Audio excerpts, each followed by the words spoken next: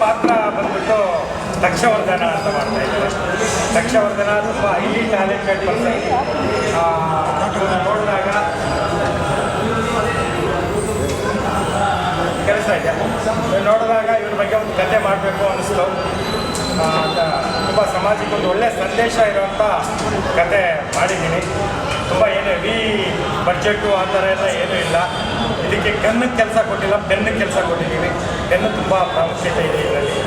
ಮತ್ತು ಶಶಿಕಲಾ ಮೇಡಮ್ ಅವರು ಅವರ ಆಶ್ರಮಕ್ಕೆ ನಾನು ಅವಾಗ ಹೋಗ್ತಾ ಇರ್ತೀನಿ, ಅಮ್ಮನ ಮಡಿದ ಟ್ರಸ್ಟಿಗೆ. ಅಲ್ಲಿ ಹೋದಾಗ ನಮ್ಮ ಅಲ್ಲಿರುವಂಥ ಒಬ್ಬ ದೇವರ ಮಕ್ಕಳು ಅಂತ ಹೇಳ್ಬೋದು ಅವ್ರಿಗೆ, ಅವ್ರ ಬಗ್ಗೆ ಒಂದು ಸಾಂಗ್ ಮಾಡಿ ಅಂತ ಹೇಳಿದ್ರು.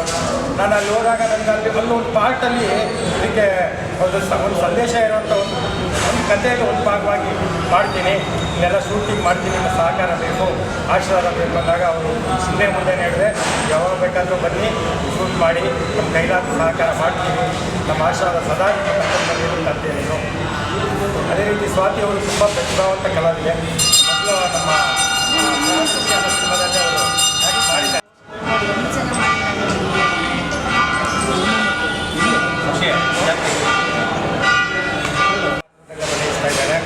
ಅದೇ ರೀತಿ ಈ ಚಿತ್ರದ ನಿರ್ಮಾಪಕರು 5 ಜನ ಇರ್ತಾರೆ. 3 ಜನ ಬಂದಿಲ್ಲ, ತುಂಬ ಬ್ಯುಸಿ ಇರೋ ಕಾರಣದಿಂದ. ಭದ್ರಾವತಿ ಅವರವರು, ಒಬ್ಬರ ಹೆಸರು ಪ್ರದೀಪ್ ಅಂತ, ಮತ್ತು ಇನ್ನೊಬ್ಬರ ಹೆಸರು ಜೀನಿಯರ್ ಅಂತ, ಶಿವು ಅಂತ, ಮಂಜುನಾಥ್, ಹರಿಕೃಷ್ಣ, ಆಮೇಲೆ ಇನ್ನೊಬ್ಬರು ಶರಣಪ್ಪ ಅವರು ಅಂತ. ಒಂದು ಟೀಮ್ ವರ್ಕ್ ಇದು. ಏನು ಪ್ರೊಫೆಷ್ನಲ್ ಆಗಿ ಕೋಟಿಗಟ್ಟಲೆ ಖರ್ಚು ಮಾಡಿ ಸಿನಿಮಾ ಮಾಡ್ತಾಯಿಲ್ಲ.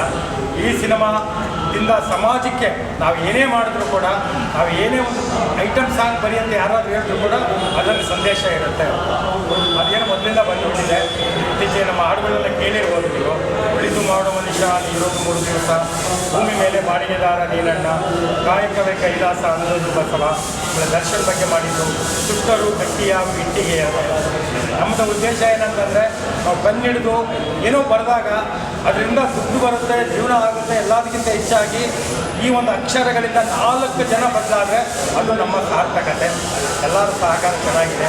ಇದೆಲ್ಲ ಬಗ್ಗೆ ನಾನು ಹೇಳ್ಬೇಕಂದ್ರೆ ನಮ್ಮ ದಕ್ಷವರ್ಧನ್ ಬಗ್ಗೆ ಮಾತಾಡಬೇಕು. ತುಂಬ ಪ್ರತಿಭಾವಂತ. ಆರು ವಯಸ್ಸು, ನನಗೆ 60 ವರ್ಷದ ಒಬ್ಬ ವ್ಯಕ್ತಿಗೆ ಏನು ಬುದ್ಧಿ ಇರುತ್ತೆ ಆ ಬುದ್ಧಿ ಇದೆ. ತುಂಬ ಮೆಮೊರಿ ಪವರ್ ಇದೆ. ಆಮೇಲೆ ಅವರ ತಂದೆ ತಾಯಿ ತುಂಬ ಕೋಆಪ್ರೇಟ್ ಮಾಡ್ತಾಯಿದ್ದಾರೆ.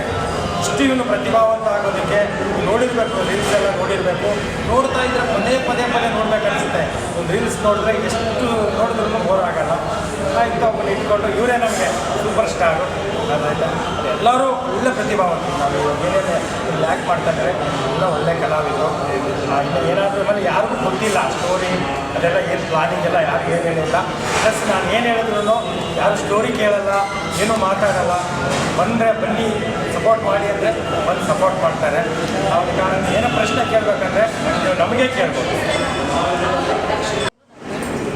ಆಶ್ರಮ ಮಾಡಿದ್ಮೇಲೆ ಸತ್ಯ ಏನು ಅಂತ ಅಲ್ಲಿ ಗೊತ್ತಾಯಿತು.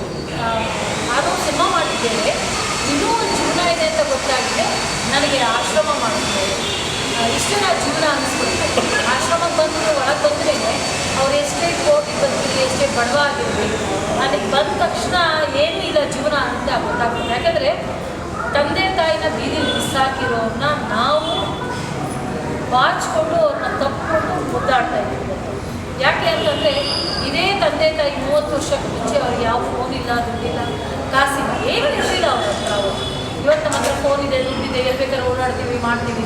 ಆ ತಾಯಂದಿರ ಹತ್ರ ಏನೂ ಇರಲಿಲ್ಲ. ಅದೇ ತಾಯಂದಿರ ಬೀದಿ ಬಿಡ್ತಾರೆ. ಇದು ಒಂದು ಸಂದೇಶನ ಅವರು ನಮ್ಮ ಋಷಿ ಸರ್ ಕೊಡ್ತಾರೆ. ಏನು ಅಂದರೆ ಯಾವ ಮಕ್ಕಳು ತಂದೆ ತಾಯಿನ ಬೀದಿ ಬಿಡ್ತೀವಿ, ಯಾಕಂದರೆ ನಿಮ್ಮನ್ನು ತುಂಬ ಕಷ್ಟಪಟ್ಟು ಸಾಕಿರ್ತಾರೆ. ಯಾಕೆಂದರೆ ಒಬ್ಬಳು ತಾಯಿ ಆಸೆ ಪಡೋದು ಏನು ಅಂತಂದರೆ, ನಾನು ಸತ್ತಾಗ ನನ್ನ ಮಗ ಇರಬೇಕು ಅಂತ ಆಸೆ ಪಡ್ತಾರೆ. ಯಾವುದೇ ತಂದೆ ತಾಯಿ ಆಗಲಿ. ಯಾಕಂದರೆ ಒಂದು ಗಂಡು ಫಸ್ಟು ಒಂದು ಹೆಣ್ಣಾಗಿರ್ತಾಳೆ. ಆ ಗಂಡು ಬಂದ ಮೇಲೆ ಅವಳು ತಾಯಿ ಆಗೋಕ್ಕೆ ಸಾಧ್ಯ. ಅವಳು ಯಾರೇ ಆಗಿರಲಿ ಆವಾಗ ಅವಳು ತಾಯಿ ಹಾಕ್ತಾಳೆ. ಅವ್ರ ಗಂಡ ಎಂಥವನೇ ಆಗಲಿ, ಕುಡುಕಾಗಲಿ, ಕುರುಡಾಗಲಿ, ಗುಂಟಾಗಲಿ, ಅವ್ರು ಮೂಲೆಯಲ್ಲಿ ಬಿದ್ದಿದ್ರು ಒಂದು ಹೆಣ್ಣು ತುಂಬ ಬೆಲೆ ಇರುತ್ತೆ. ಅವನಿಲ್ಲ ಅಂದರೆ ನಾಯಿ ಕಲ್ಲನ್ನು ಹಾಕ್ತಾರೆ, ಹೆಣ್ಣು ಕಲ್ಲು ಮಣೆ ಹಾಕಲ್ಲ. ಅದು ಈಗ ನನಗೆ ಗೊತ್ತಿರೋರು. ಅದರಲ್ಲಿ ತುಂಬ ಮಹತ್ವ ಇದೆ. ತಾಯಿ ಅನ್ನೋ ಪದ ತುಂಬ ಗೌರವ ಇದೆ, ಅಪ್ಪ ಅನ್ನೋ ಪದ ತುಂಬ ಗೌರವ ಇದೆ. ಮನೇನು ತುಂಬ ಪವಿತ್ರವಾದ ಜಾಗ. ನಾವು ದೇವಸ್ಥಾನದಲ್ಲಿ ದೇವರಿಗೆ ಕೈ ಮುಗಿದು ಮನೆಗೆ ಬರ್ತೀವಿ, ಆದರೆ 9 ತಿಂಗಳು ಎತ್ತಿರ್ತಾಳಲ್ಲ ಆ ತಾಯಿ ಹತ್ತಿರ್ತಾಳೆ. ಸುಮ್ಮನೆ ಅಲ್ಲ, ಆ ಬಸ್ರಿ ಅಂದ ತಕ್ಷಣ ಅವ್ರು ನೂರಾರು ಕನಸುಗಳು ಇಟ್ಕೊಂಡು ನೂರಾರು ಆಸೆಗಳನ್ನ ಇಟ್ಕೊಂಡು ಅಪ್ಪ ಅಮ್ಮ ಇಬ್ಬರೂ ನಾನು ಮಗು ಹುಡ್ತಾ ಇದೆ, ಹೆಣ್ಣಾಗಿ ಗಂಡಾಗಿ ಮಗು ಹುಡ್ತಾ ಇದೆ ಅಂತ ಸಾವಿರಾರು ಕನಸು ಕಾಣ್ತಾರೆ. ಆ ತಾಯಿ ತುಂಬ ಕಷ್ಟಪಟ್ಟು ಜೀವನನೇ ತ್ಯಾಗ ಮಾಡಿ ಮಕ್ಕಳನ್ನ ಸಾಕಿರ್ತಾರೆ. ಆ ಮಕ್ಕಳು ದೊಡ್ಡವರಾಗಷ್ಟರಲ್ಲಿ ಅವ್ರ ಜೀವನ ಸತ್ತೋಗಿರುತ್ತೆ, ಬೇರೆ ಆಪ್ಷನ್ನೇ ಇರೋಲ್ಲ. ಅವ್ರು ಹೋಗೋದಿಕ್ಕೆ ಎಲ್ಲೂ ಹೋಗಿ ದುಡಿಯೋದಕ್ಕೂ ಅವ್ರಿಗೆ ಆಪ್ಷನ್ ಇರೋಲ್ಲ, ಯಾಕಂದ್ರೆ ಅವ್ರ ಮೈಯಲ್ಲಿ ಏನು ಇರೋಲ್ಲ. ಅನ್ನೋಷ್ಟು ದೊಡ್ಡವಳು ನಾನಲ್ಲಿ. ಮೊದಲನೇದಾಗಿ ನಾನು 600 ಸಿನಿಮಾ ಮಾಡಿದ್ರು ಕಲಾವಿದೆಯಾಗಿ ಈ ಕಡೆ ನಿಂತ್ಕೊಳ್ತಾ ಇದ್ದೆ. ಇವತ್ತು ನನಗೆ ಕ್ಲ್ಯಾಪ್ ಮಾಡೋದಕ್ಕೆ ಒಂದು ಅವಕಾಶ ಮಾಡಬೇಕಲ್ಲ, ಕೃಷಿ ಸರ್ಗೆ ನನ್ನ ಕಡೆಯಿಂದ ಈ ಸಿನಿಮಾಗೆ ಎಲ್ರಿಗೂ ಆಲ್ ದ ಬೆಸ್ಟ್ ಅಂತ ನಾನು ಹೇಳ್ತೀನಿ. ಈ ಸಿನಿಮಾ ನೋಡಿ, ಬಟ್ ಅಷ್ಟೇ ಒಂದು ಆರ್ಟ್ ತುಂಬ ಚೆನ್ನಾಗಿದೆ. ದಯವಿಟ್ಟು ಯಾವ ತಂದೆ ತಾಯಿನ ಅಂಬ್ಲಿನೋ ಗಂಜಿನೋ ಆದರೂ ಹಾಕಿ ಬೈಬೇಡಿ, ಹೊಡಿಬೇಡಿ. ನನ್ನ ಒಂದು ದೃಷ್ಟಿಯಲ್ಲಿ ಹೇಳ್ತಾರೆ. ಯಾಕೆಂದರೆ ಸಿನಿಮಾ ನಾನು ಆರಾಮಾಗಿ ಮಾಡ್ತೀನಿ, ಏನೋ ಗಾಡಿ ಬರಬೇಕು, ಕ್ಯಾರಮಲ್ ಕೊಡ್ತೇವೆ, 600 ಜನ ಅನ್ನದಾತರು ನನಗೆ ಇವತ್ತು ಬೆಳೆಸಿದ್ದಾರೆ. ಅದು ನನಗೆ ತುಂಬ ಖುಷಿ ಇದೆ. ಬಟ್ ಈ ಆಶ್ರಮ ಮಾಡಿದಾಗ ಇಷ್ಟೇನ ಜೀವನ, ಅಪ್ಪ ಅಮ್ಮಗೆ ಇಷ್ಟೇನ ಬೆಲೆ, ಇತ್ತೀಚೆಗೆ ಯಾವ ಬೆಲೆನೂ ಇಲ್ಲ ಮಕ್ಕಳ ಹತ್ರ. ತಂದೆ ತಾಯಿ ನರಕ ಅನುಭವಿಸ್ತಿದ್ದಾರೆ, ಒಳಗಡೆ ಕಣ್ಣೀರಲ್ಲಿ ಕೈಕೊಂಡಿದ್ದಾರೆ. ಅದೆಲ್ಲವೂ ಒಂಚೂರು ನಿಲ್ಲಿಸಿ ಅಂತ ಈ ಸಾಂಗ್ ಮುಖಾಂತರ, ಈ ಒಂದು ಪಾತ್ರದ ಮುಖಾಂತರ ತಿಳಿಸ್ತಾರೆ. ಒಳ್ಳೆಯದಾಗಲಿ ಸಿನಿಮಾಗೆ. ಸ್ವಾತಿ, ಇದಕ್ಕಿಂತ ಮುಂಚೆ ಸರ್ ಜೊತೆ ಫ್ರಾಡ್ ಖುಷಿ ಅನ್ನೋ ಮೂವಿನ ಹೀರೋಯಿನ್ ಮಾಡಿದ್ದೀನಿ. ಈ ಮೂವಿಲಿ ಇನ್ನೂ ಹೆಸರಿಟ್ಟಿಲ್ಲ. ಈ ಮೂವಿಲಿ ನಾನು ಮುಖ್ಯ ಪಾತ್ರ ಮಾಡ್ತಾ ಇದ್ದೀನಿ. ಇದ್ರ ಬಗ್ಗೆ ಇದು ಸ್ಟೋರಿ ಏನು ಹೇಳಿಲ್ಲ. ಸಡನ್ಲಿ ಫೋನ್ ಮಾಡಿ ಈ ಥರ ಇದೆ, ನೋಡ್ತಾ ಇದೆ, ಈ ಥರ ಪೂಜೆ ಇದೆ, ಈ ಥರ ಟೆಂಪಲಲ್ಲಿ ಬಾ ಅಂತ ಹೇಳಿದ್ರು. ಅದಕ್ಕೆ ಬಂದಿದ್ದೀನಿ. ಏನು ಕೇಳಿಲ್ಲ. ಏನೇ ಇದ್ರ ಬಗ್ಗೆ ಕೇಳೋದಾದ್ರೆ ಸರ್ಗೆ ಕೇಳಬೇಕು. ಯಾಕೆ ಹೇಳಿಲ್ಲ ಸ್ಟೋರಿ ಅಂದರೆ ಅವ್ರು ಯಾವುದೇ ಪಿಕ್ಚರ್ ಮಾಡಿದ್ರು ಒಂದು ಒಳ್ಳೊಳ್ಳೆ ಮೂವಿ ಮಾಡ್ತಾರೆ ಅನ್ನೋ ಒಂದು ನಂಬಿಕೆ. ಹಾಗಾಗಿ ನಾನು ಏನು ಕೇಳಿಲ್ಲ, ಸರಿ ಸರ್ ಅಂತ ಮನೆಗೆ ಬಂದೆ. ಎಲ್ರಿಗೂ ಎಲ್ಲರ ಆಶೀರ್ವಾದ ಇರಬೇಕು ಅಂತ ಹೇಳಿ ಟೀಮ್ ಮೇಲೆ ಎಲ್ರಿಗೂ ಆಲ್ ದ ಬೆಸ್ಟ್ ಅಂತ ಹೇಳಕ್ಕೆ ಇಷ್ಟಪಡ್ತೀನಿ. ನಾನು ಇಂಡಿಯಾ ಮತ್ತೆ ಕೃಷಿಗೆ ಕರ್ನಾಟಕ ಕೃಷಿಗೆ ಕೃಷಿ ನನಗೆ ಆಗ್ತಿಲ್ವಾ? ಈಗ ಏನು ಮಾಡ್ತೀಯಾ?